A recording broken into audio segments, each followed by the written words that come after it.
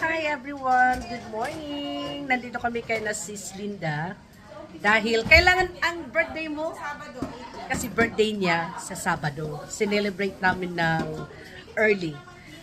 Alams na, busy, mga papshis, mga anakshis, at tipon-tipon. So, nag-set up ng day-to-day na ngayon na lang ang celebration. So, nagdala ng mga foods. Andito yung mga foods.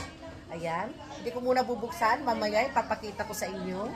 Babalikan ko kayo. At saka, ayun, my hand good shots. Ayun. So, ano lang, chill lang muna kami para at least walang mekos-mekos. So, andun sila. Say hi! Hi, Day! Ayan, nagluluto si Marlene. Ayan si Marlene, nagluluto. Hi, Marlene. Hi, sis, Marlene. Ayan. It's alright.